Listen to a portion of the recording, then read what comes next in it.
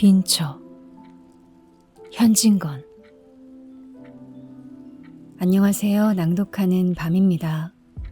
오늘은 섬세한 문체로 한국 근대 단편 소설을 대표한 작가 현진건의 빈처를 함께 하겠습니다.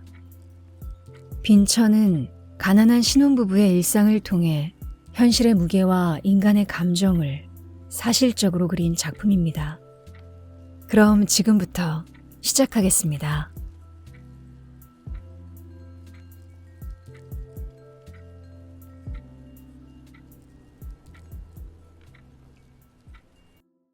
그것이 어찌 없을까?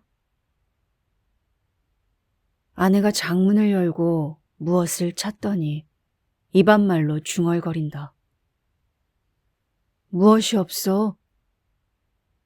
나는 우두커니 책상머리에 앉아서 책장만 뒤적뒤적 하다가 물어보았다. 못 본단 저고리가 하나 남았는데. 나는 그만 묵묵하였다. 아내가 그것을 찾아 무엇 하려는 것을 알미라. 오늘 밤에 옆집 할멈을 시켜 잡히려 하는 것이다. 이 2년 동안에 돈 한 푼 나는 데는 없고 그대로 줄이면 시장할 줄 알아. 기구와 의복을 전당국 창고에 들이밀거나 고물상 한 구석에 세워두고 돈을 얻어오는 수밖에 없었다. 지금 아내가 하나 남은 모본단 저고리를 찾는 것도 아침거리를 장만하려 함이라. 나는 입맛을 쩍쩍 다시고 폈던 책을 덮으며 후 한숨을 내쉬었다. 봄은 벌써 반이나 지났건만은 이슬을 실은 듯한 밤 기운이 방구석으로부터 슬금슬금 기어나와 사람에게 안기고 비가 오는 까닭인지 밤은 아직 깊지 않건만 인적조차 끊어지고 온 천지가 빈듯이 고요한데 투닥투닥 떨어지는 빗소리가 한없는 구슬픈 생각을 자아낸다. 빌어먹을 것, 되는 대로 되어라.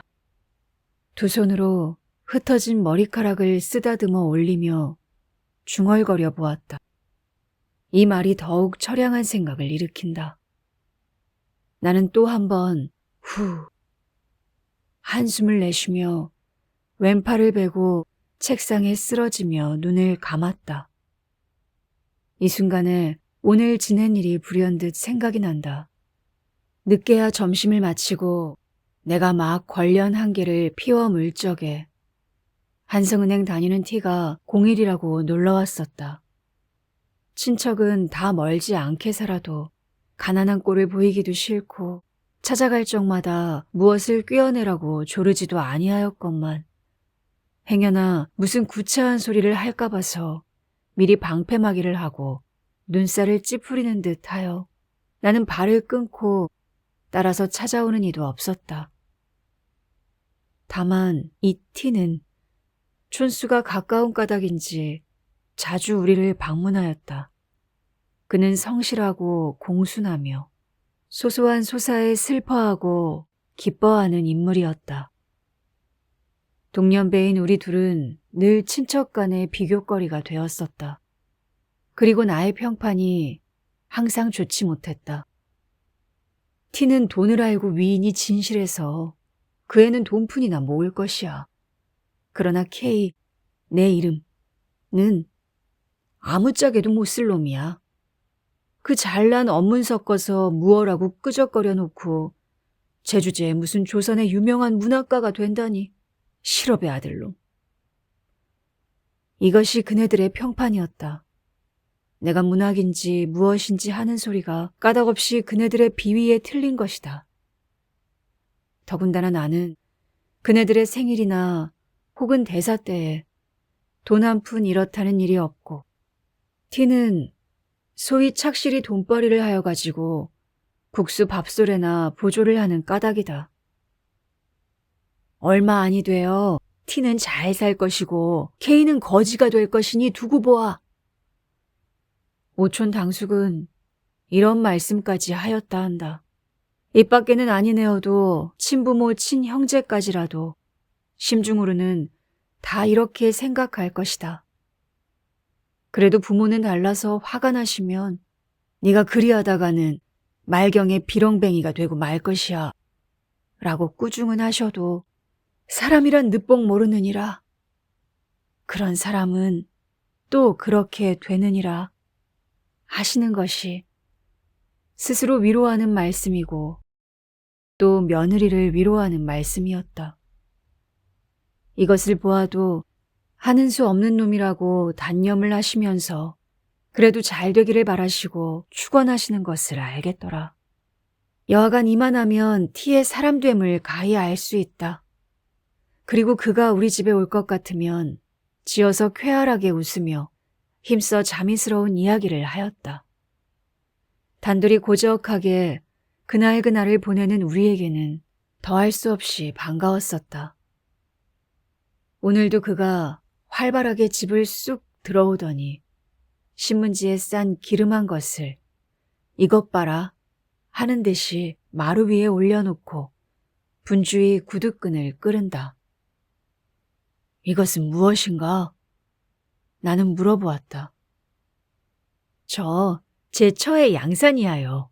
쓰던 것이 벌써 다 낡았고 또 살이 부러졌다나요.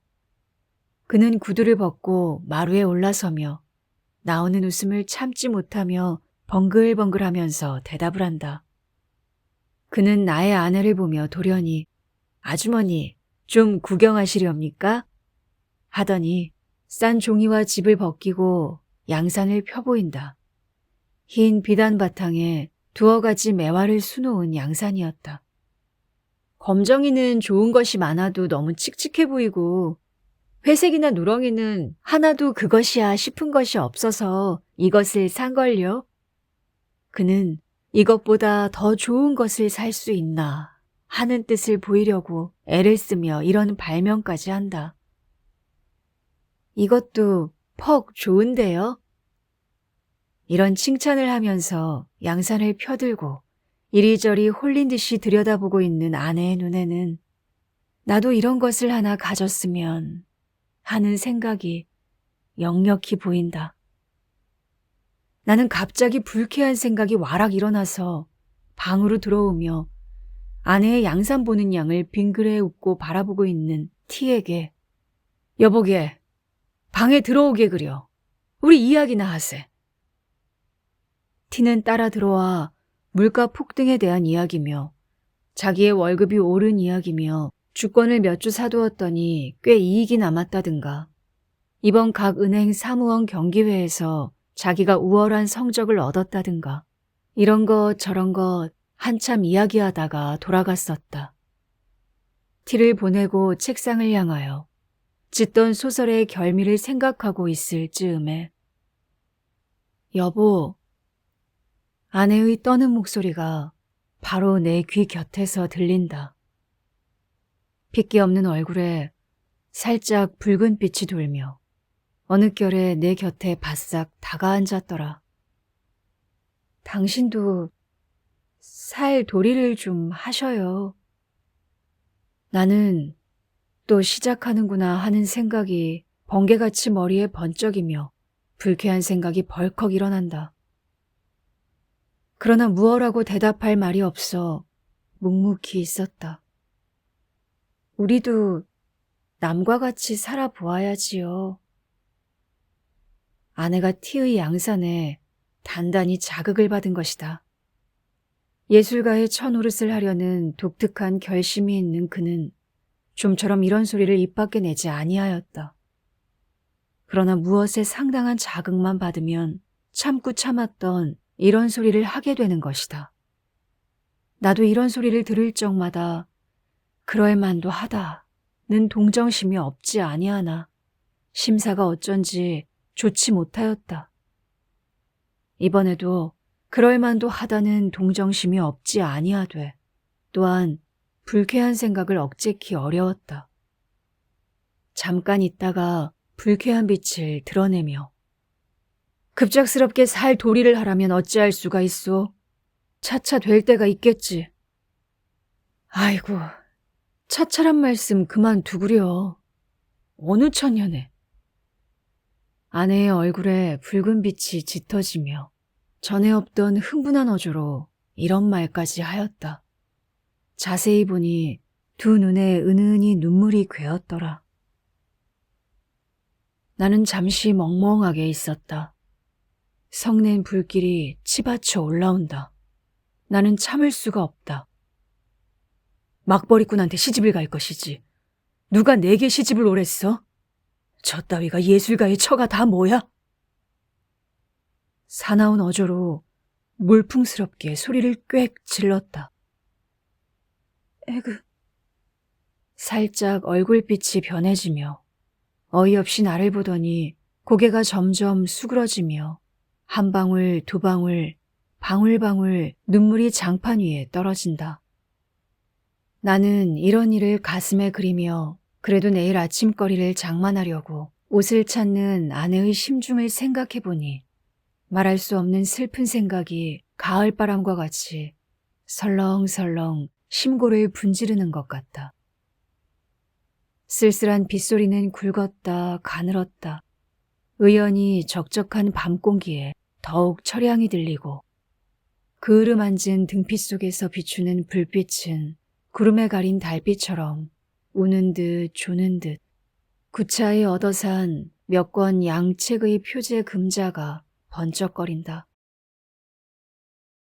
장 앞에 초연히 서 있던 아내가 무엇이 생각났는지 고개를 끄덕끄덕하며 들릴 듯 말 듯 목 안의 소리로 으흐, 옳지. 참 그날 찾았소? 아니야요. 벌써 저 인천 사시는 형님이 오셨던 날 아내가 애써 찾던 그것도 벌써 전당포의 고운 먼지가 앉았구나. 종지 하나라도 차근차근 아랑곳하는 아내가 그것을 잡혔는지 아니 잡혔는지 모르는 것을 보면 빈곤이 얼마나 그의 정신을 물어뜯었는지 가히 알겠다. 한참 동안 서로 아무 말이 없었다. 가슴이 어찌에 답답해지며 누구하고 싸움이나 좀 해보았으면, 소리껏 고함이나 질러보았으면, 실컷 울어보았으면 하는 일종 이상한 감정이 부글부글 피어오르며 전시에 이가 스멀스멀 기어다니는 듯 옷이 어째 몸에 끼어 견딜 수가 없다. 나는 이런 감정을 노골적으로 드러내며 점점 구차한 살림에 실증이 나서 못 견디겠지. 아내는 무엇을 생각하는지 모르게 정신을 잃고 섰다가 그 개슴츠레한 눈이 둥그레지며 네? 어째서요? 무얼, 그렇지. 싫은 생각은 조금도 없어요. 이렇게 말이 오락가락함을 따라 나는 흥분의 도가 점점 짙어간다. 그래서 아내가 떨리는 소리로 어째 그런 줄 아셔요? 하고 반문할 적에 나를 쑥맥으로 아루? 라고 격렬하게 소리를 높였다. 아내는 살짝 분한 빛이 눈에 비치어 물끄러미 나를 들여다본다. 나는 괘씸하다는 듯이 흘겨보며 그러면 그걸 모를까? 오늘날까지 잘 참아오더니 인제는 점점 기색이 달라지는 걸 뭐. 물론 그럴 만도 하지만은. 이런 말을 하는 내 가슴에는 지난 일이 활동사진 모양으로 얼른 나타난다. 6년 전에 그때 나는 16세이고 저는 18세였다. 우리가 결혼한 지 얼마 아니 되어 지식에 목마른 나는 지식의 바닷물을 얻어 마시려고 표연히 집을 떠났었다. 광풍에 나붓기는 버들린 모양으로 오늘은 지나 내일은 일본으로 굴러다니다가 금전의 탓으로 지식의 바닷물도 흠씬 마셔보지도 못하고 반 거들충이가 되어 집에 돌아오고 말았다. 내게 시집 올 때에는 방글방글 피려는 꽃봉오리 같던 아내가 어느 결에 기울어가는 꽃처럼 두 뺨에 선원한 빛이 스러지고 이마에는 벌써 두어금 가는 줄이 그리워졌다. 처가덕으로 집간도 장만하고 세간도 얻어 우리는 소위 살림을 하게 되었다. 처음에는 그럭저럭 지내었지만은 한 푼 나는 데 없는 살림이라 한 달 가고 두 달 갈수록 점점 곤란해질 따름이었다. 나는 보수 없는 독서와 가치 없는 창작으로 해가 지고 날이 새며 쌀이 있는지 나무가 있는지 망연케 몰랐다. 그래도 때때로 맛있는 반찬이 상에 오르고 입은 옷이 과히 추하지 아니함은 전혀 아내의 힘이었다. 전들 무슨 벌이가 있으리요. 부끄러움을 무릅쓰고 친가에 가서 눈치를 보아가며 구차한 소리를 하여 가지고 얻어온 것이었다. 그것도 한 번, 두 번 말이지 장구한 세월에 어찌 늘 그럴 수가 있으랴. 말경에는 아내가 가져온 세간과 의복에 손을 대는 수밖에 없었다. 잡히고 파는 것도 나는 아른 채도 아니하였다. 그가 애를 쓰며 퉁명스러운 옆집 할멈에게 돈푼을 주고 시켰었다. 이런 고생을 하면서도 그는 나의 성공만 마음속으로 깊이 깊이 믿고 빌었었다. 어느 때에는 내가 무엇을 짓다가 마음에 맞지 아니하여 쓰던 것을 집어 던지고 화를 낼 적에 왜 마음을 조급하게 잡수셔요. 저는 꼭 당신의 이름이 세상에 빛날 날이 있을 줄을 믿어요. 우리가 이렇게 고생을 하는 것이 장래에 잘 될 근본이하여. 하고 그는 스스로 흥분되어 눈물을 흘리며 나를 위로한 적도 있었다. 내가 외국으로 돌아다닐 때에 소위 신풍조에 뛰어 까닭없이 구식 여자가 싫어졌다. 그래서 나의 일찍이 장가든 것을 매우 후회하였다. 어떤 남학생과 어떤 여학생이 서로 연애를 주고받고 한다는 이야기를 들을 적마다 공연히 가슴이 뛰놀며 부럽기도 하고 비감스럽기도 하였었다. 그러나 낯살이 들어갈수록 그런 생각도 없어지고 집에 돌아와 아내를 겪어보니 의외에 그에게 따뜻한 맛과 순결한 맛을 발견하였다. 그의 사랑이야말로 이기적 사랑이 아니고 헌신적 사랑이었다. 이런 줄을 점점 깨닫게 될 때에 내 마음이 얼마나 행복스러웠으랴. 밤이 깊도록 다듬이를 하다가 그만 옷 입은 채로 쓰러져 고나게 자는 그의 파리한 얼굴을 들여다보며 아, 나에게 위안을 주고 원조를 주는 천사여 하고 감격이 극하여 눈물을 흘린 일도 있었다. 내가 알다시피 내가 별로 천품은 없으나 어쨌든 무슨 저작가로 몸을 세워보았으면 하여 나날이 창작과 독서에 전심력을 바쳤다. 물론 아직 남에게 인정될 가치는 없는 것이었다. 그 영향으로 자연 일상생활이 만류하게 되었다. 이런 곤란을 그는 근 2년 견디어 왔건만은 나의 하는 일은 오히려 아무 보람이 없고 방 안에 놓였던 세간이 줄어가고 장롱에 찼던 옷이 거의 다 없어졌을 뿐이다. 그 결과 그다지 견딜성 있던 저도 요사이 와서는 때때로 쓸데없이 탄식을 하게 되었다. 손잡이를 잡고 마루 끝에 우두커니 서서 하염없이 먼 산만 바라보기도 하며 바느질을 하다 말고 실심한 사람 모양으로 멍멍이 앉아있기도 하였다. 창경으로 비치는 어스름한 햇빛에 나는 흔히 그의 눈물 머금은 근심 있는 눈을 발견하였다. 이럴 때에는 말할 수 없는 쓸쓸한 생각이 들며 일없이 마누라 하고 부르면 그는 몸을 흠칫하고 고개를 저리로 돌리며 치맛자락으로 눈물을 씻으며 네? 하고 울음에 떨리는 가는 대답을 한다. 나는 등에 찬물을 끼얹는 듯 몸이 으쓱해지며 처량한 생각이 싸늘하게 가슴에 흘렀었다. 그렇지 않아도 자비하기 쉬운 마음이 더욱 심해지며 내가 무자격한 탓이다 하고 스스로 멸시를 하고 나니 더욱 견딜 수 없다. 그럴 만도 하다. 는 동정심이 없지 아니하되 그래도 그만 불쾌한 생각이 일어나며 계집이란 할 수 없어. 혼자 이런 불평을 중얼거리었다. 환등 모양으로 하나씩 둘씩 이런 일이 가슴에 나타나니 무엇라고 말할 용기조차 없어졌다. 나의 유일한 신앙자이고 위로자이던 저까지 이제는 나를 안이 믿게 되고 말았다. 그는 마음속으로 네가 6년 동안 내 살을 깎고 점이었구나, 이 원수야, 할 것이다. 이렇게 생각하며 그의 불같던 사랑까지 없어져 가는 것 같았다. 아니, 흔적도 없이 사라지고 만 것 같았다. 나는 감상적으로 허둥허둥하며 낸들 마누라를 고생시키고 싶어 시켰겠소? 비단옷도 해주고 싶고 좋은 양산도 사주고 싶어요. 그러길래 왼종일 쉬지 않고 공부를 아니하오. 남이 보기에는 편편히 노는 것 같아도 실상은 그렇지 않애. 본들 모른단 말이오. 나는 점점 강한 가면을 벗고 약한 진상을 드러내며 이와 같은 가소로운 변명까지 하였다.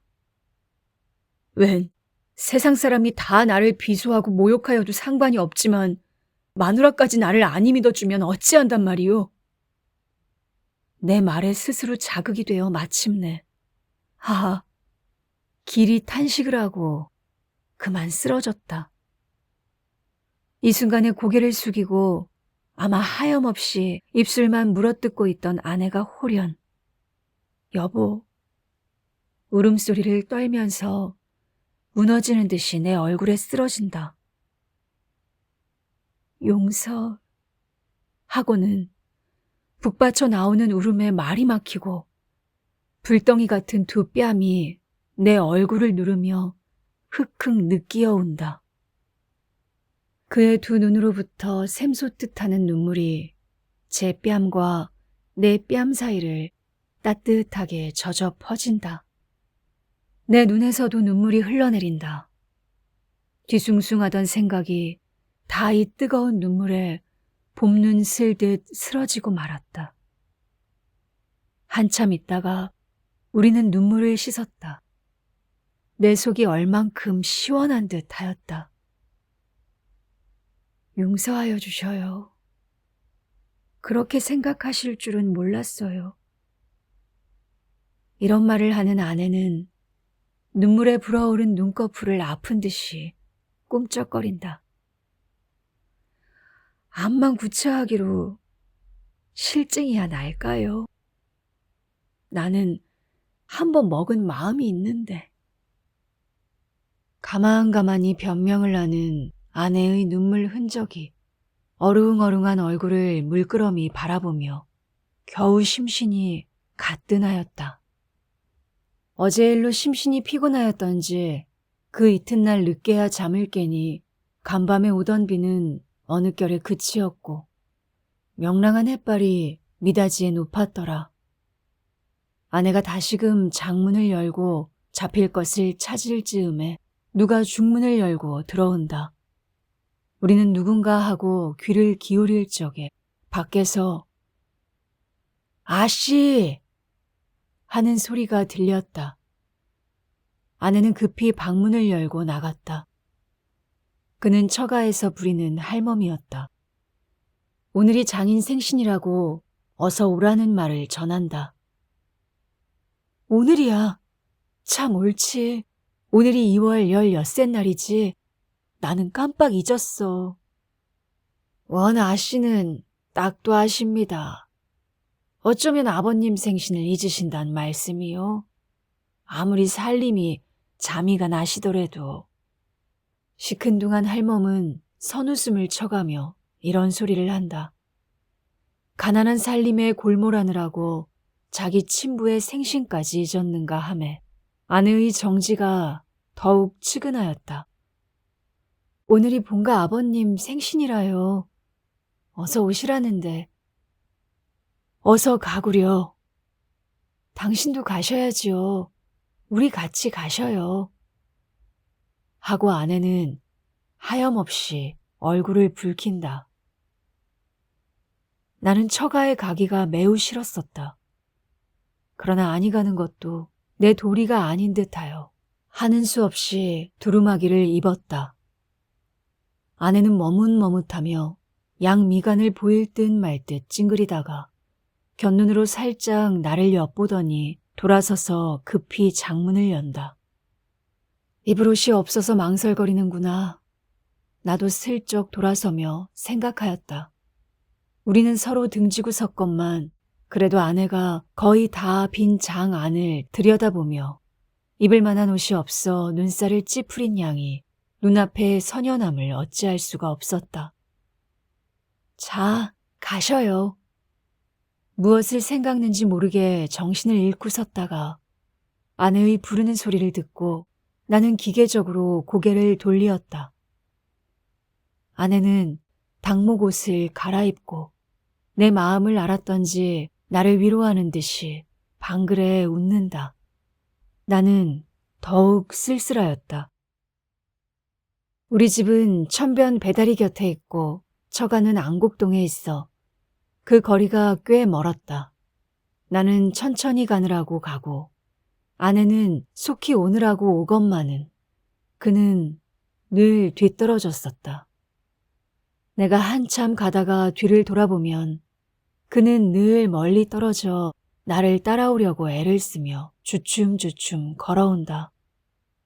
길가에 다니는 어느 여자를 보아도 거의 다 비단옷을 입고 고운 신을 신었는데 아내만 당목옷을 허술하게 차리고 청목 당해로 타박타박 걸어오는 양이 나에게 얼마나 애연한 생각을 일으켰는지.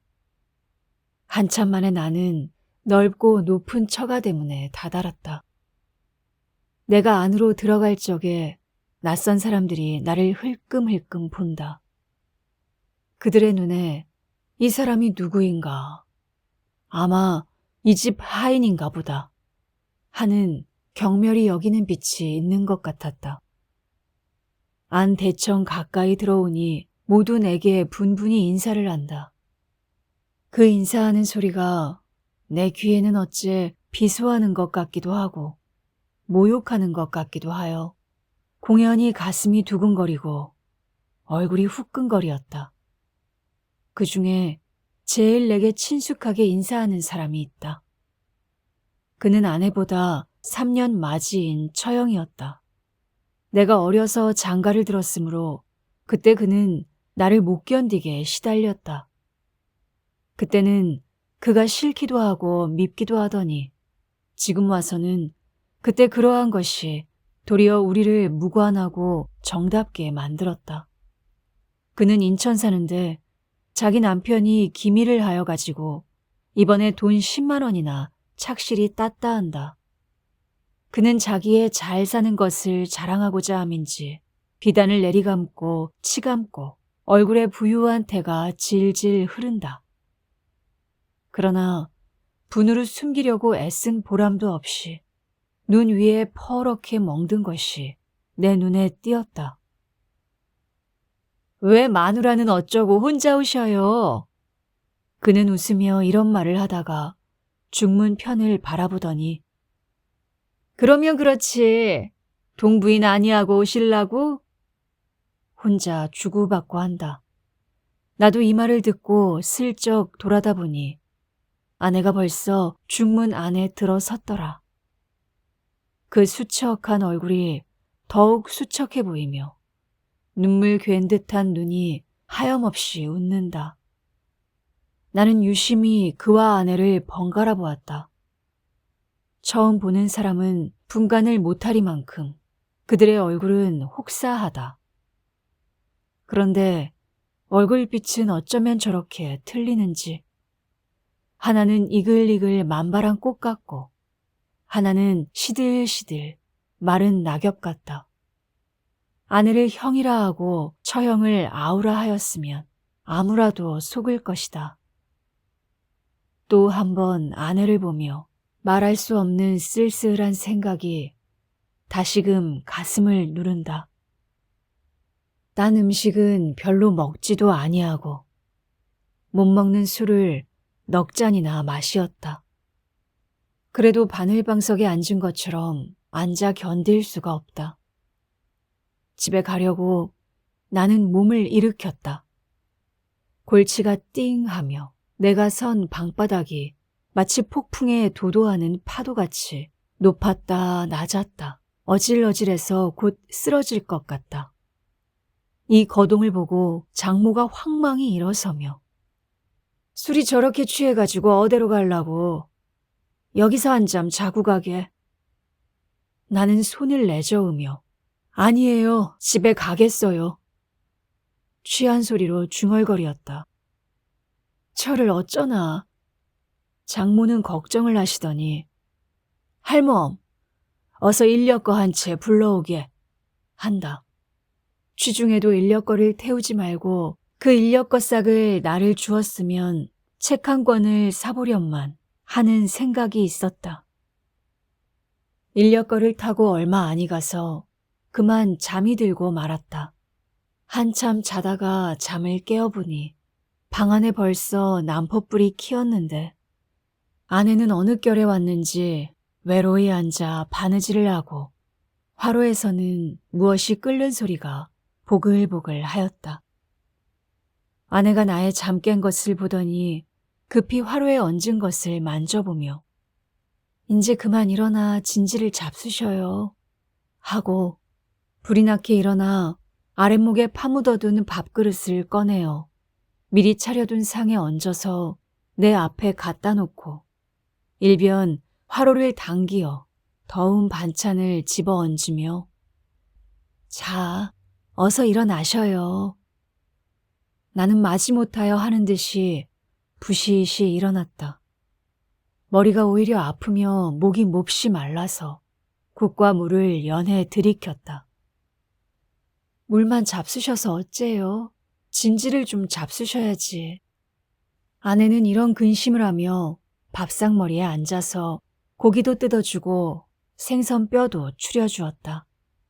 이것은 다 오늘 처가에서 가져온 것이다.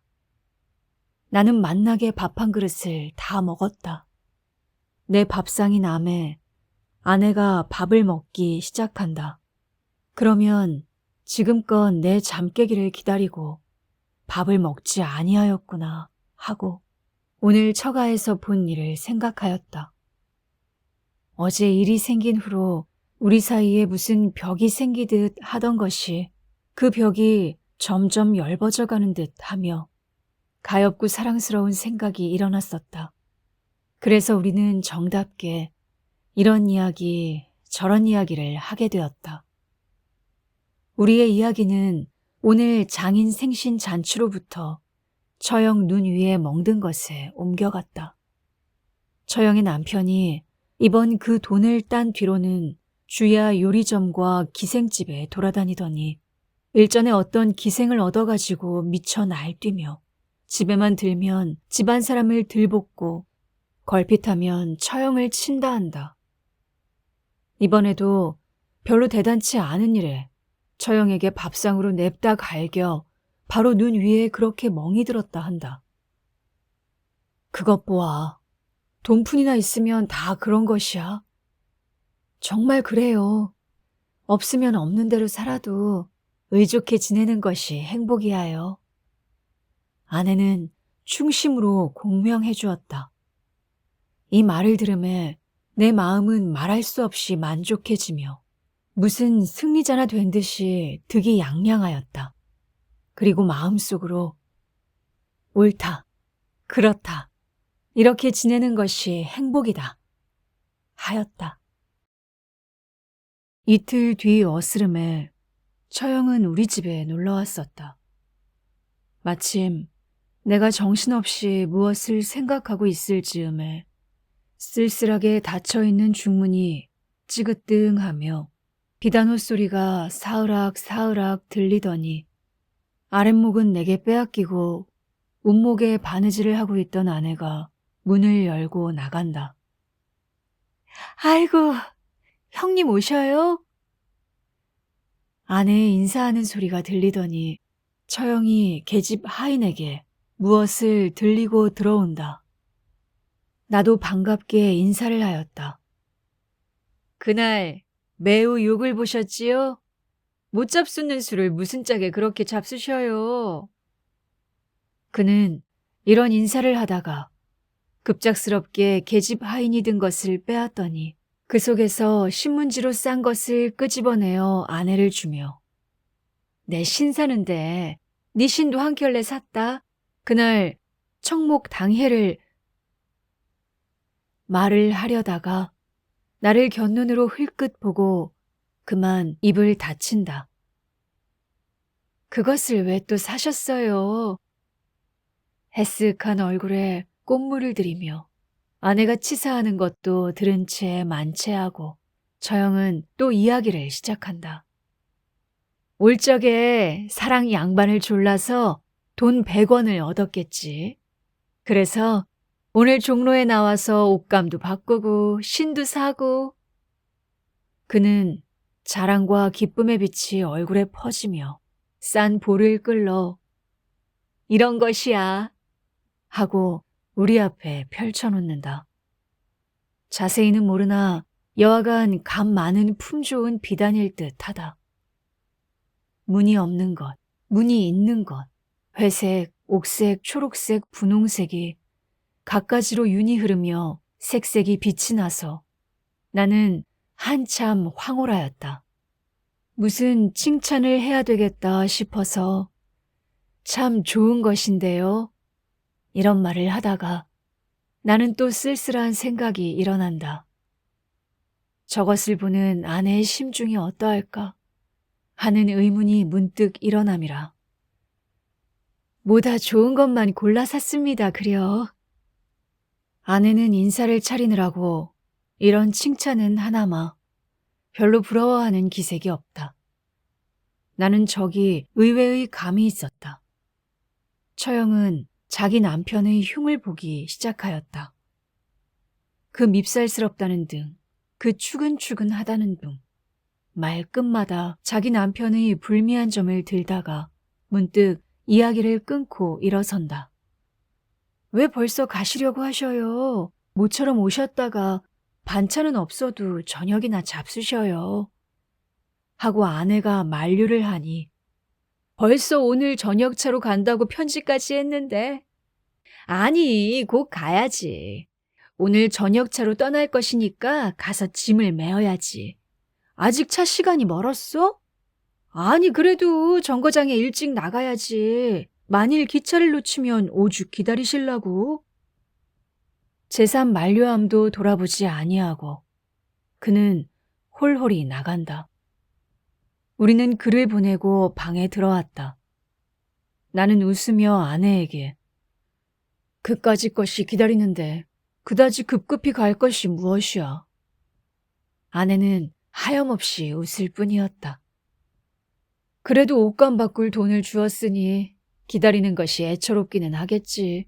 밉살스러우니 추근추근하니 하여도 물질의 만족만 얻으면 그것으로 위로하고 기뻐하는 그의 생활이 참 가련하다 하였다. 참 그런가 보아요. 아내도 웃으며 내 말을 받는다. 이때 처형이 사준 신이 그의 눈에 띄었는지 혹은 나를 꺼려보고 싶은 것을 참았는지 모르나 그것을 집어들고 조심조심 펴보려다가 말고 머뭇머뭇한다. 그 속에 그를 해케할 무슨 위험품이나 든 것 같이. 어서 펴보구려. 아내는 이 말을 듣더니 자키 좋으랴 하는 듯이 활발하게 싼 신문지를 헤친다. 퍽 이쁜걸요? 그는 그늘에 드문 기쁜 소리를 치며 방바닥 위에 사뿐 내려놓고 버선을 당기며 곱게 신어본다. 어쩌면 이렇게 맞아요? 연해연방 감탄사를 부르짖는 그의 얼굴에 흔연한 희색이 넘쳐 흐른다. 묵묵히 아내의 기뻐하는 양을 보고 있는 나는 또 다시 여자란 알 수 없어 하는 생각이 들며 조심하였을 따름이다 하매 밤빛 같은 검은 그림자가 가슴을 어둡게 하였다. 그러면 아까 처형의 옷감을 볼 적에도 물론 마음속으로는 부러워하였을 것이다. 다만 표면에 드러내지 않았을 따름이다. 겨우 어서 펴보구려 하는 한마디에 가슴에 숨겼던 생각을 속임없이 나타내는구나 하였다. 내가 무엇을 생각하고 있는지 저는 모르고 새신 신은 발을 조금 쳐들며 신 모양이 어때요? 매우 이뻐. 겉으로는 좋은 듯이 대답을 하였으나 마음은 쓸쓸하였다. 내가 제게 신 한 켤레를 사주지 못하여 남에게 얻은 것으로 만족하고 기뻐하는도다. 웬일인지 이번에는 그만 불쾌한 생각이 일어나지 아니하였다. 처형이 동서를 밉다거니 무엇이니 하면서도 기차를 놓치면 남편이 기다릴까 염려하여 급히 가던 것이 생각난다. 그것을 미루어 아내의 심사도 알 수가 있다. 부득이한 경우라 할 일 없이 정신적 행복에만 만족하려고 애를 쓰지만은 기실 부족한 것이다. 다만 참을 따름이라. 그것은 내가 생각해야 된다. 이런 생각을 하니 전날 아내에게 그런 말을 한 것이 후회가 난다. 어느 때라도 제 은공을 갚아줄 날이 있겠지. 나는 마음을 좀 너그럽게 먹고 이런 생각을 하며 아내를 보았다. 나도 어서 출세를 하여 비단신 한 켤레쯤은 사주게 되었으면 좋으련만. 아내가 이런 말을 듣기는 참 처음이다. 네?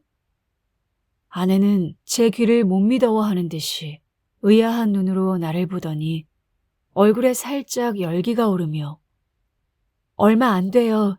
그렇게 될 것이야요. 라고 힘있게 말하였다. 정말 그럴 것 같소? 나는 약간 흥분하여 반문하였다. 그러면요. 그렇고 말고요.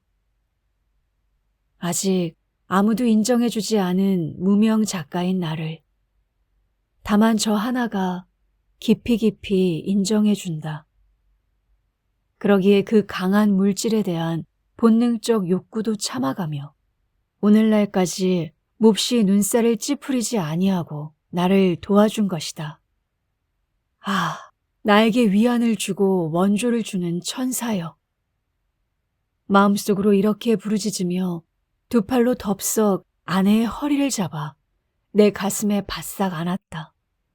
그 다음 순간에는 뜨거운 두 입술이 그의 눈에도 나의 눈에도 그렁그렁한 눈물이 물 끓듯 넘쳐 흐른다.